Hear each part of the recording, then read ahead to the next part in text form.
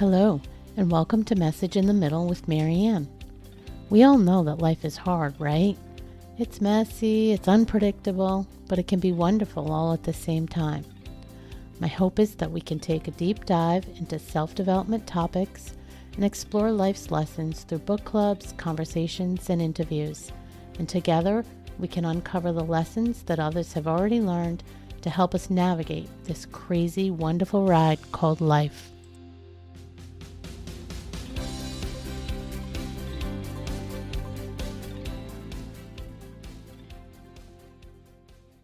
Hello and welcome to Message in the Middle. I'm your host, Marianne, and if you've ever felt like your own worst enemy or you're the biggest thing holding yourself back, today's conversation on the art of mind shifting might just be the perspective you need to start thinking a little bit differently.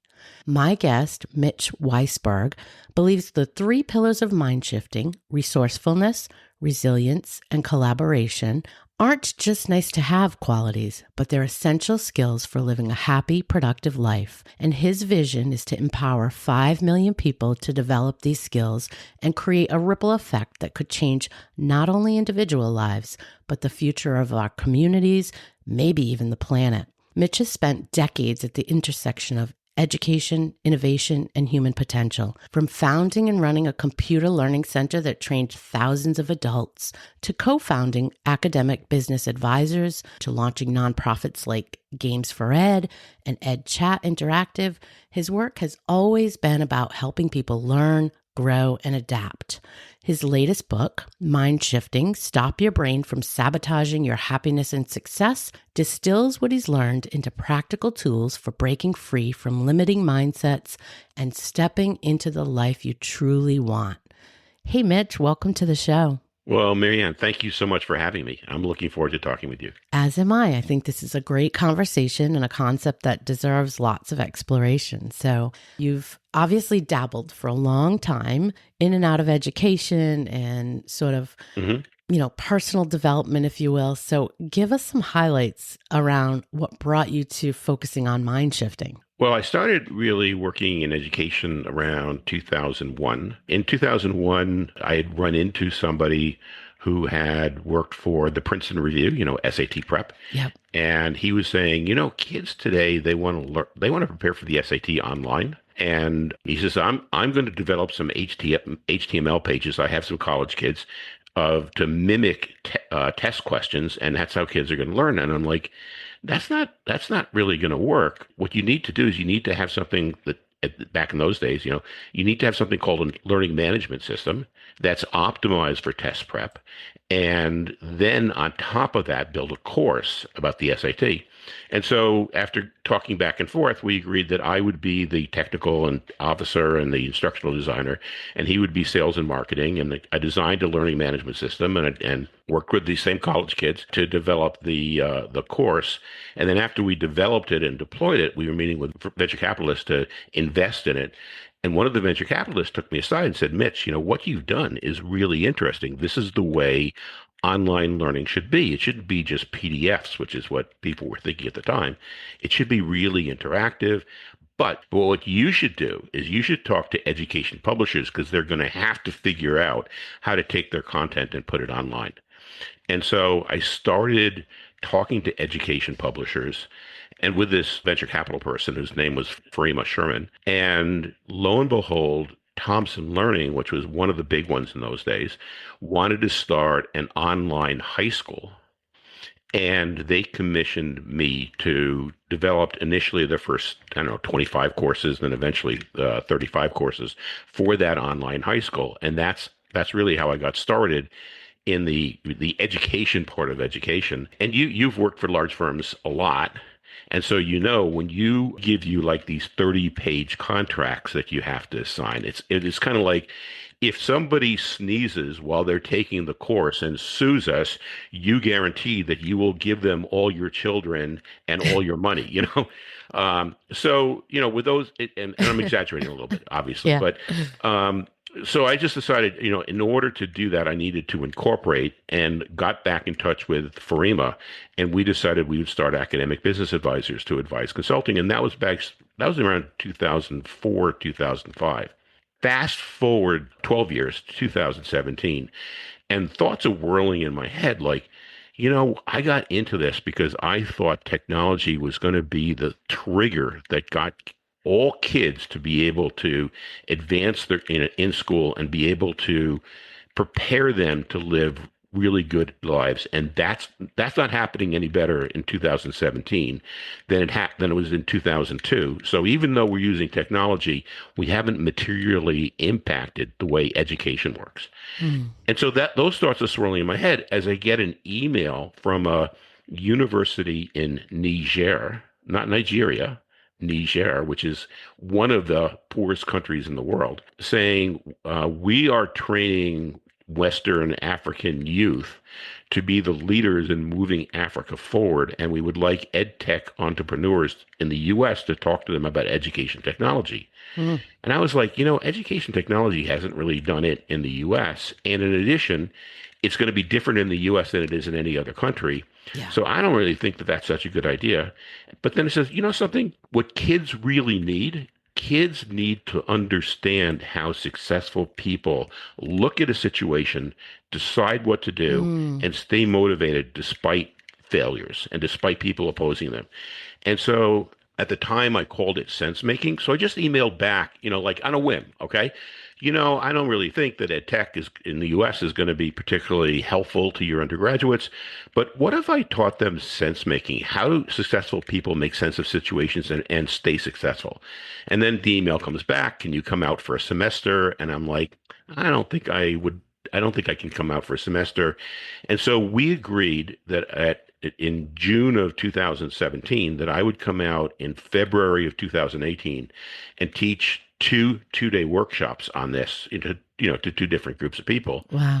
And then, like all entrepreneurs, you see a problem, you come up with a solution, you propose it. If somebody accepts it, then you have to figure out how to do it. Yeah. It's like, well, Mitch, you don't know how to do this. I've taught, obviously. I've looked at this, but I've never really taught people. And so I had 6 months. I read, I think, 11, 12 books, but I was reading books on different topics. So, economics is really a form of decision making, psychology, therapy, teaching, selling, military strategy. Those are all different ways of looking at the world, and everybody had their slice. And so what I tried to do is I tried to pull all of that into kind of a unified vision of what do you do when you're faced with a situation that's a threat or an opportunity? How do you come up with things that you could do in a creative fashion? How do you work with others? And how do you keep going despite the fact that things aren't going to necessarily go right all the time? Mm. And so pulled together 2 days worth of material, flew out to Niamey, Niger, taught the first group of kids. At the end of the second day, I'm like, and that's sense making. And they stood up and cheered. Mm. That must have felt fantastic. It felt fantastic. And it's like, something, this is the time, this is what people really need. Yeah. And so since 2018, I've transitioned to, instead of advising education publishers or ed tech publishers, I really transitioned to what I initially called sense making, and then I guess a relative of a relative told me, sense making is a stupid name. You should call it something else. She says, what about mind shifting? And so I changed the name to mind shifting about 4 years ago. And so now, I call it mind shifting. And that's really what I'm putting my time in now is how do people learn that even when they get upset, they can still take control over how they feel and what they do so that they can be resourceful, resilient, and collaborative. And that's my focus now. I love that story. And the feeling of those kids standing up and knowing that the message resonated. That's the part of it. It's not, yay, I made it. It's the fact that your message was resonating. I just can't imagine. That must have felt fantastic. So, and I get, when I do this, I get this feeling a lot. So I do this by teaching classes. I've written the first book. I'm developing also an online course. But in the classes that I was teaching this spring, this particular course ran for 6 2-hour sessions. Okay. At the end of the 4th session, I get an email from one of the participants in the class saying, I don't think I'll be able to finish the class. My 15-year-old daughter attempted suicide. And I'm like, and she's a single mom, and so I'm thinking, this is horrible. How can I support her? And one of the things was, something, I'm going to give you credit for finishing the whole class. Period. You don't have to worry about that. What kind of support can I give you in addition? And she and I have talked or emailed a few times since then. And on Saturday, I got another email from her saying, I just want to send you some pictures. Myself and my daughter, it's going back to school time. We baked together. She had friends over for the first time in 4 months. And based on some of the things in the class and that I've been able to talk to her about, we overcame a crisis. During the party, she became convinced that the girls at the party were pairing up in twos and they were deliberately ignoring her. I mean, you and I can look at this and, your listeners and say, well, that's a common teenage thing. But this is a girl who that was traumatic for. Okay. Yeah. And so the mom said, this spring she would have gone into her room and she would have cut herself. The poor thing. But based on the skills that she now has, she realized that this was her saboteur mind making her miserable. She knew she didn't have the tools yet to be able to completely quiet it. So she came to me and told me, and we talked it over, and then she went back to the party. I love that. And it's like, those are the types of things that, spur me on. That's why I do this. Absolutely. Absolutely. I get that, right? Because every now and then I was telling you, somebody will reach out and they'll say, hey, this episode landed in a certain way and this helped me do X, Y, and Z. And I went into this always saying, if I could just reach one person with each episode, right. One person is all you need to know that you're making a difference to somebody. And if you can do that with each episode, each conversation, each lesson, whatever, the impact overall it can be tremendous. And that's the goal. So I think we have that in common.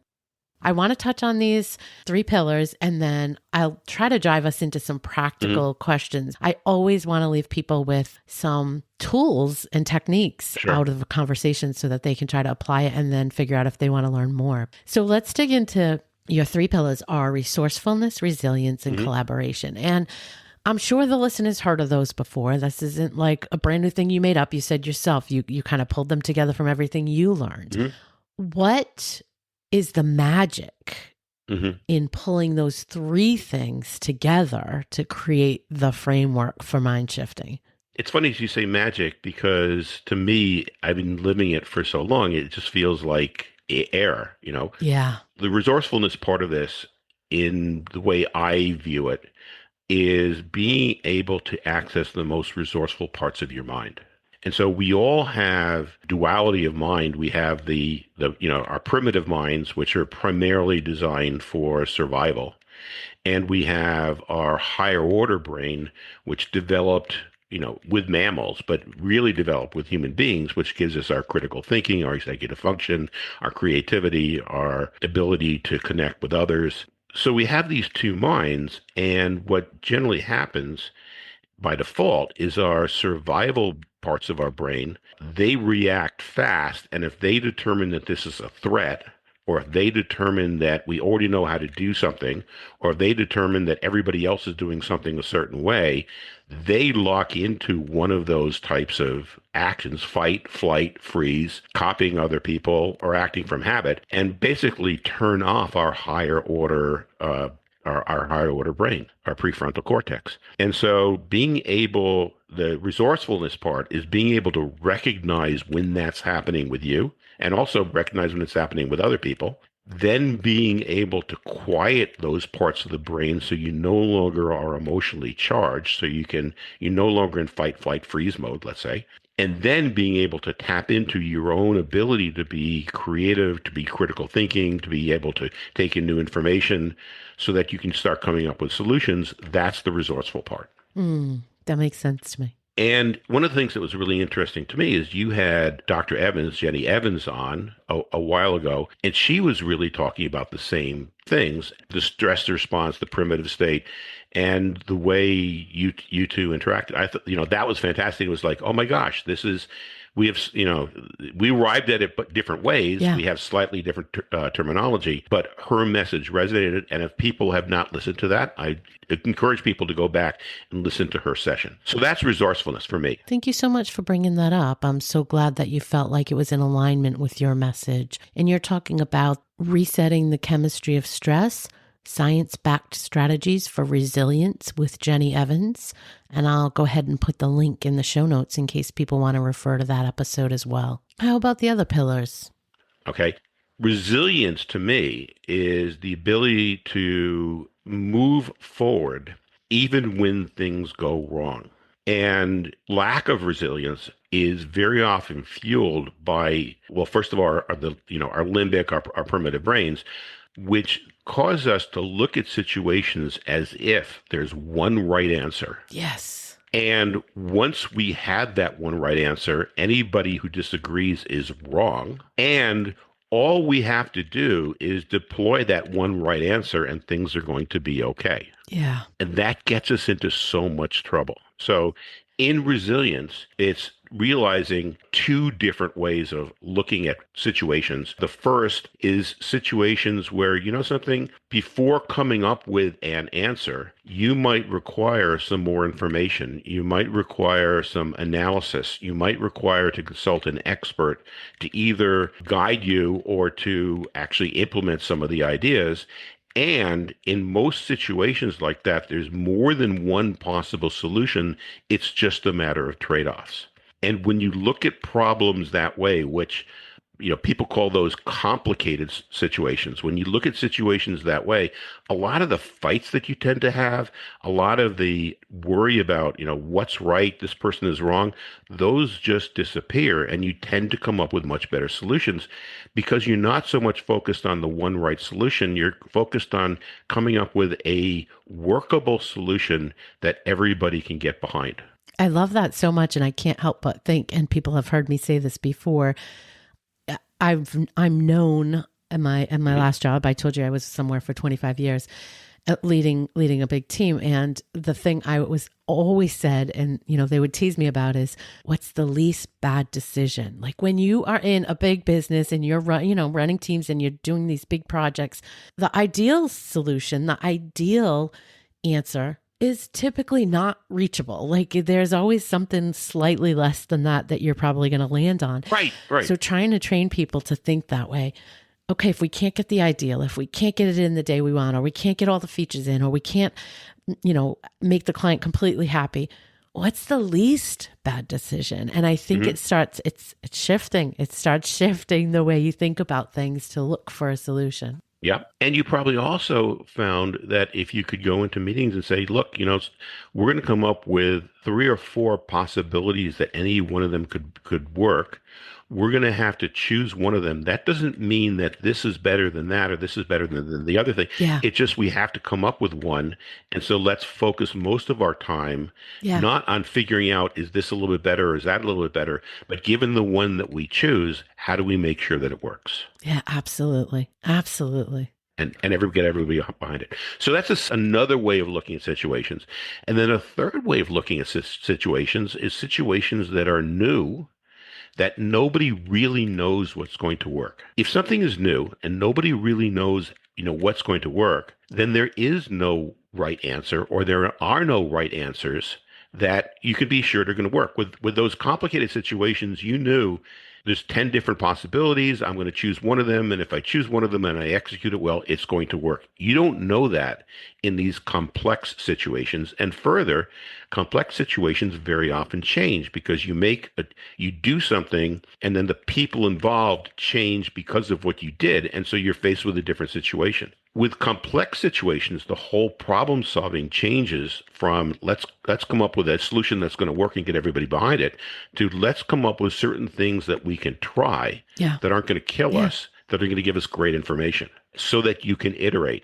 And so that's very different from those clear, simple problems, and it's very different from the complicated problems. And so if you go into situations and you're thinking, is this a simple? Is this a complicated? Is this a complex? If it's complex, how do I or how does my team come up with different things to try so that we can continue to improve? That really changes the whole decision making. And so that means that when you try something and it doesn't solve the problem, you're not judging it as failure. Yes. You're looking at it and say, I did this to get information. This is the information I got. Now I'm going to try this and see what information comes back. And it changes from failure to feedback. I love that. And we often talk about staying curious. So Right. if you can keep your mindset in that state of curiosity instead of judgment, to your point, you don't judge that it didn't do what you had expected it to do, or you didn't get the result, or whether it's work or home and personal. Either way, if you can stay in that curiosity phase and ask yourself, well, what did I learn, or what did work, or what does it look like?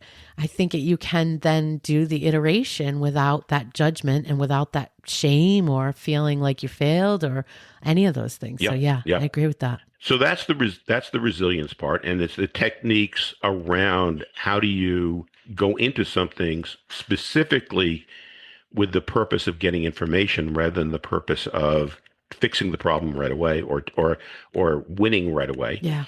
And then the third part about it is the collaboration part, because no matter what we do, we're going to be doing it around other people. And sometimes those people are going to disagree with us. Maybe not you, but with me. Okay. With me as well. People are going to disagree with us. People are going to get in our way, deliberately or not deliberately. People are going to try to compete with us. People are going to try to sabotage us. There's going to be people that we, just don't like, that we have to, continue working with or continue having a relationship with. So our natural ways of dealing with all those things tend not to work. Okay. They either don't do anything, or they may work for a short time, like rewards and punishments can for a short time, they can get people to do something, but they wear off, or they make things worse because they cause resentment. And, people will on the surface comply, but as soon as your back is turned or as soon as they're away from you, they're going to figure out ways of sabotaging it. So in the last 50 or 60 years, there's been a ton of research on what does work when we are working with people and they disagree with us, or they're competing with us, or they're trying to harm us, but we can't just walk over them. What are we, how do we continue to work together? And so that third component is going through and trying out many of those different techniques. I think one of them is understanding that when you're in conflict with another person, there are 5 basic styles. And so recognizing that you have a default style and recognizing that there are 4 other styles that you can deploy, and so that you could take a pause for a second and say, well, wait a minute, my default style is to punish this person, but let me see if I were to go into a collaborative mode, or if I were to compromise mode, or what would be the advantage of accommodating in this case, or what would be the advantage of putting this off for a while and avoiding it. You have a lot more agency in the way you're dealing with conflicts, and then understanding that there's ways of talking to people. I use a lot of motivational interviewing so that you can establish connections with the people for the purposes of moving forward, and then work together to figure out what you can do in order to move the ball forward. So 2 things jump out at me. The first is when we think about collaboration, and I think about, a lot of people, especially I will say the listener is probably somebody that is used to doing things on their own a lot, used to sort of being the driver of situations and things that are going on. And I guess I'm trying to call out, what's the difference between working with somebody? We all have to, as you said, work with people. I mean, there's going to be people in our lives that have to be there, whether we want them there or not. And there's going to be others that we choose to work with. But I think just because we work with somebody doesn't mean we're really being collaborative with that person. So how do you sort of get somebody to start thinking about it differently, that they don't have to do everything alone, that they really can, take other people's ideas and kind of mesh them together with their own and sort of drive that next level of thinking? Well, I'm going to turn it back on you. How do you do it at work? Because you work with teams. You've had tons of people. How did you do it with the teams that you worked in? Well, I think for me, I'm already there. I've already done the work on myself. I'm very self-aware. I think for people that haven't, though, I think one of the ways that has worked for me is to sort of show them what somebody else brings to the table. So we're not all experts on everything. And to any given situation, if you're sitting with 5 people at a table, each of those 5 people bring a different perspective based on their experiences, their training, their relationships, all the things. And ideally, you can find something from each of those 5 people that brings more information into the situation that helps you make a better decision, or helps you pick a plan to go forward, or helps you, satisfy a situation that's going on, whatever it is. But I think the critical piece is being able to show that just because they're not coming at it the same way you are, they still can bring value to the conversation. And I'll tell you, that was one of the things that was hard for me to learn as a people leader initially. I mean, we're going back years and years and years, but there's many ways to get from A to Z and many points of view on any given situation. And just because I think getting from A to Z should go this way, maybe somebody else picks a different set of steps, and that's okay. But if we talk it through together, we might find this path that, really takes it to that next level. But it's really, I think, identifying and learning that, everybody else brings something to the table as well, although it may be different. And the more that you see that there's value in it from practicing it, I think that approach can then just become your default. And when you were talking, it kind of triggered quite a few thoughts, because what you said is, is so wonderful. One is that these techniques in, conflict and collaboration, they work when you're dealing with your child. They work when you're dealing with your spouse. Yeah. They work when you're dealing with your friends. They work when you're dealing with your parents. Yeah. So they work when you're at work. This is something that you bring throughout your whole life. Second is, you talked about the sense of curiosity. So the self-awareness is the first step in all of this. 100%. So to be self-aware, it's like, I am sure that I'm right. Okay.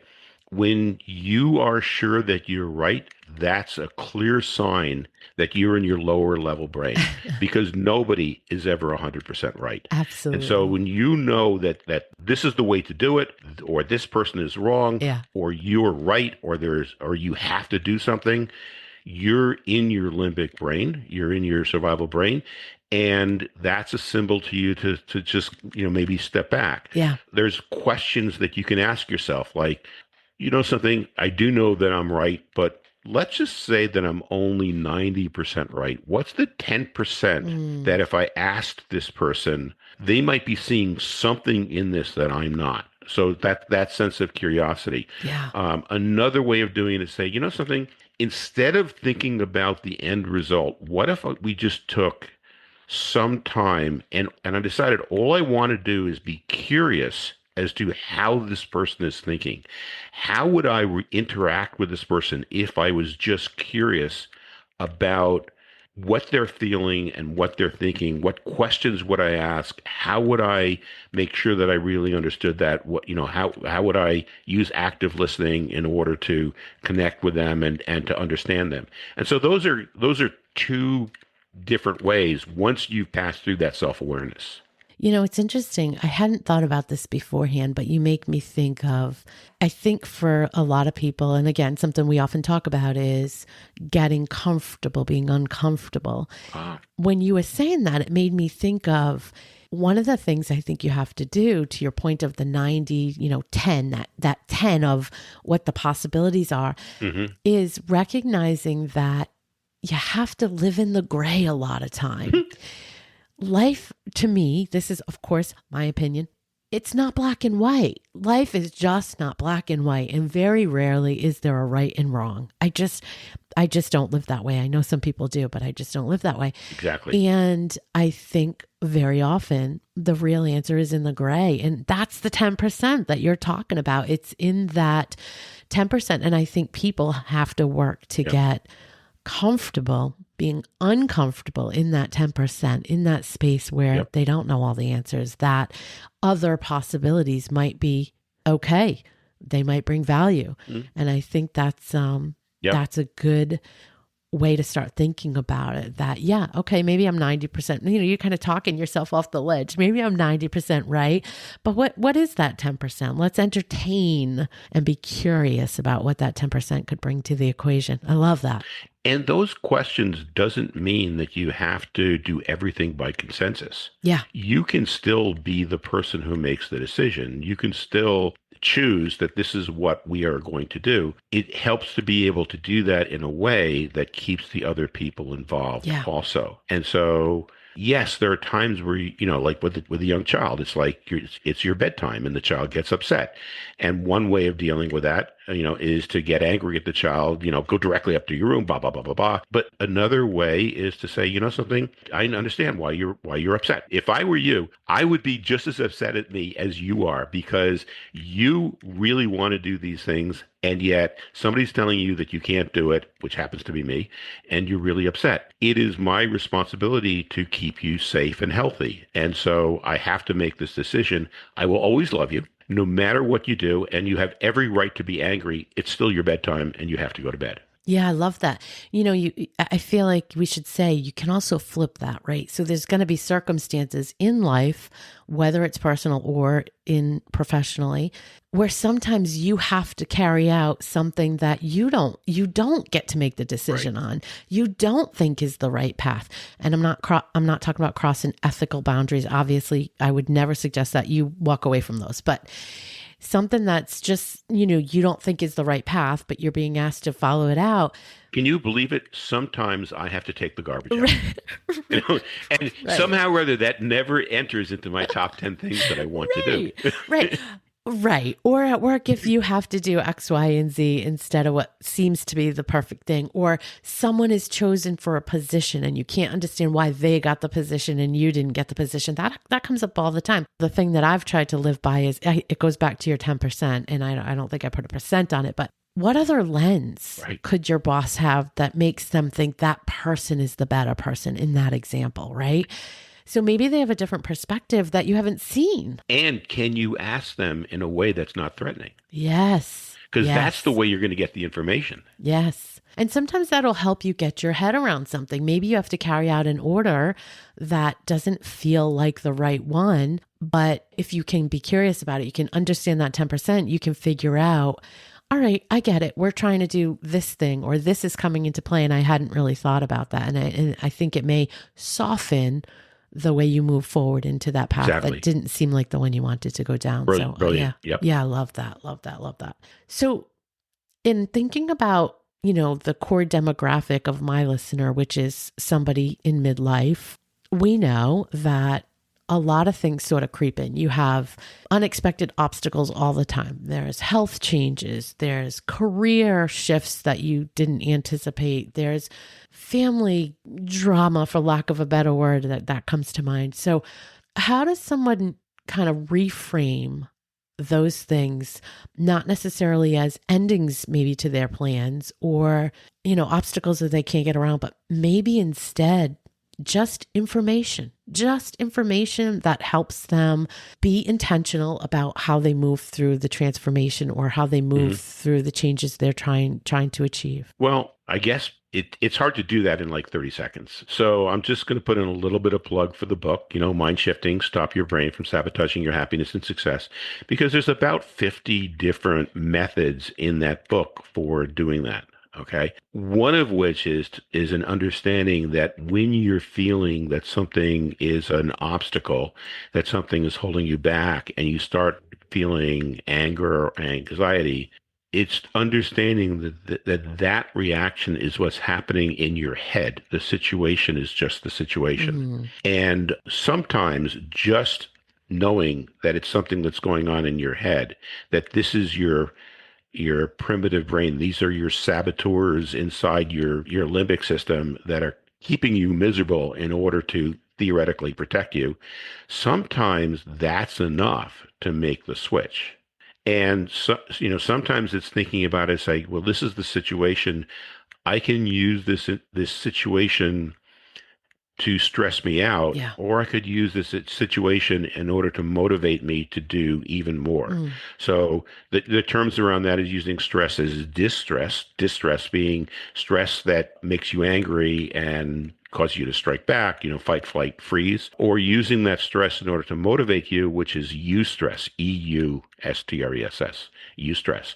And so some of it may be like, well, how could I think about this as motivational? How can this motivate me to do something?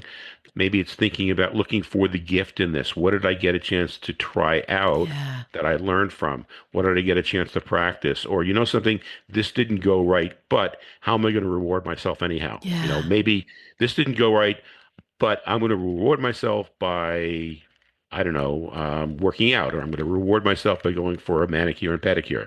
And then that's going to ease me, and then I'll be able to figure out what I want to do next. So, those are some of the things that we can do. And I would even shift the this didn't go right to this didn't go the way I expected. Thank you. Right? Yeah. Yep. I mean, but also that's a good example of how we just in our natural default conversations, if we're not intentional about every word and every meaning, it matters, right? But It does. we're human and we default. So that happens. I have a question around, you talked about that scenario where the mother helped the daughter Mhm. who had attempted suicide. And I'm curious about what you think about how we can try to help other people take some of these concepts and apply them into their lives, whether that be a partner, a kid, a coworker, whatever it is. How do we do that without coming off like we're trying to fix them, to them and to ourselves? Because, we tend to, us moms, us women, we sometimes tend to try to fix things. And I think that can be a misrepresentation of these skills and how that people can use them, and it maybe can put up a blocker. So how do we share this information without trying to come across like that, like you're trying to fix somebody? So I'm going to give you two different answers. Okay. Okay. One answer is that in order to do that, you yourself have to be able to access your own resourceful parts of the brain. So you can't be in what I call limbic mode when you're doing it. You have to be curious, playful, and a sense of wonder, uh, trying to access your own empathy rather than trying to achieve an end result. Mm. And so if you're not in that state of mind, you can't. Okay. And then when you're doing that and you're in that state of mind, you're in a questioning state of mind. And so you're actually asking questions without a an ulterior motive, and the other person will pick up on that naturally Okay. over time. Now, they may not pick up on it initially. If they're angry Yeah. and you start asking them questions, they're not just going to snap out of it. Okay. Yeah. So you might need to make a game out of it. Like, can I remain curious through 10 questions with this person while they're trying to trigger me to get angry at them? Yeah. I love that. Okay. Yeah. So that's kind of the first answer. But the second answer is, again, and it's a plug, but it's not like I'm going to get wealthy from these books. But the second book is on conflict and collaboration, and that book will be out in November. Okay. And that book will contain the details about how to do that. Okay, great. Something to look forward to. So I want to make sure I give you time to talk a little bit about your very ambitious goal. 5 million people Mhm. is your goal to help learn these techniques, this framework, resourceful, resilient, collaborative, those 3 pillars. Mhm. what is the ripple effect that you're hoping to achieve? Because you say, you're hoping to impact not just the person, their families, communities, maybe even the Hmm. planet. That's a lofty goal. So what does that Right. really look like to you? What it looks like is that at this moment, so many people are unhappy. Mm, They're unhappy with their lives. They're unhappy with relationships. They're unhappy with the way society's going, the world is going.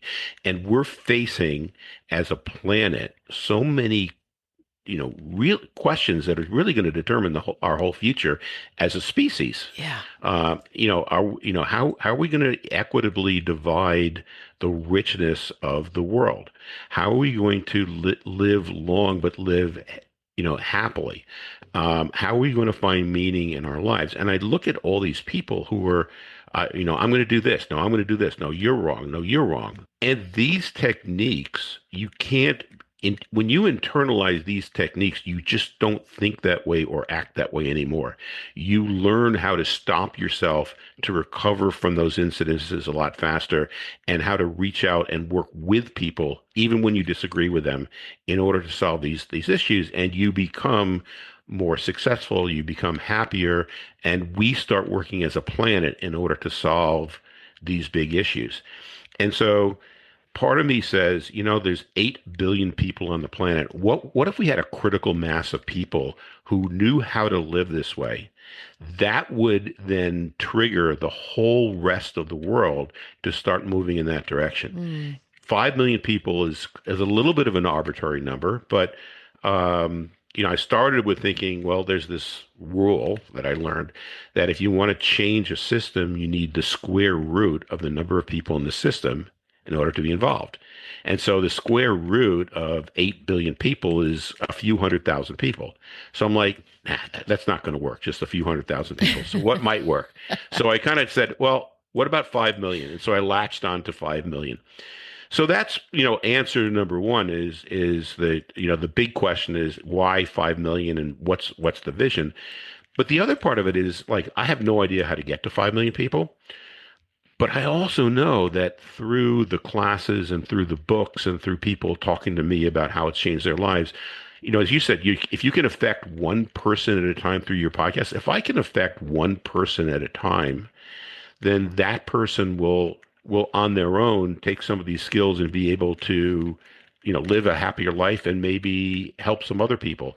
So even if I don't reach 5 million people, I know that through the work I'm doing, I'm making people's lives happier, and that's a wonderful feeling. I love that. And, I feel like we're completely aligned on that. And you also made me think of, and not to plug a different episode, but I'm going to say by the time that this airs, there will be an episode that also aired before it called America in Therapy, Oh, Healing Ourselves to Heal Our Nation with Phyllis Levitt. And Phyllis wrote a book, America in Therapy, A New Approach to Hope and Healing for a Nation in Crisis. I think you, Mitch, would be interested in the work she's doing, but I think it I also yeah. fits in this concept of we need to do our personal development. We need to heal ourselves. We need to take those same skills and those same ways in which we learn to work with others and to bring down conflict and all of those things and take it to the nation, take it on a bigger platform. And it's the same Yeah. message. As you're saying that, I'm thinking, well, what if you got a few of us together who you've had on your podcast and we had a panel where we're talking about these things? And Yeah. so people could get them from different points of view. Yeah. And so if you did that, and if I would love to participate in something like that, but it may or may not be a good idea, but it just, as you were talking, it's like, wow, what if we all got together Yeah, and I you, think it you brought would us be a together? great idea. So, yeah, stay tuned. That could be coming up in the future. All right. Well, I feel like that might be the answer to the question I'm about to ask, but I like to typically wrap up by asking if you could only leave one message, just one. I know the book has lots, but if you could only pick one to leave the message with our listener today, what would it be? As you go through different situations, keep in mind that you are a lot more resourceful and powerful then you know. And when you get into a situation where you're starting to feel powerless, if you can say to yourself, you know something, I know I'm really resourceful. If I were really resourceful right now, what would I want to happen and how would I do that? Yeah. That in a surprisingly large number of cases, the answer is just going to appear to you. I love it. I love it. I love it. Thank you so much for your time, and tell people where they can find you most. Where are you most active? My website is mindshiftingwithmitch.com. And I'm very active on LinkedIn. If you go to mindshiftingwithmitch.com, also there's access to my my newsletter, so somebody could sign up for my newsletter. And I also write shorter pieces on Substack. Great. And we'll put all those links in the show notes so folks can find you. But I always like to ask, because sometimes someone is much more active on one platform than all the others. And we all know there's a gazillion socials now. Yep. So it's great for people to know where you're most active. But I will put your links out there. Thank you. I really appreciate this conversation and love the work you're doing. Thank you so much for joining me today. And Marian, thank you for some great questions and your and insights from yourself as well. And this was a wonderful conversation, and I really hope that your listeners can pull one or two tidbits from the session. I can't imagine that they won't. Thanks again, and have a great rest of your day. Thanks so much for listening to today's episode of Message in the Middle. I hope you found something in this conversation that reminded you that you're not alone, and that midlife isn't about winding down. It's about waking up. You're not done. You're just becoming. If this episode speaks to you at all, please share it with a friend who needs to hear it. And if you're enjoying the show, I'd be so grateful if you could take a moment to leave a review. It really helps other women find this community and this podcast. Until next time, take care of yourself.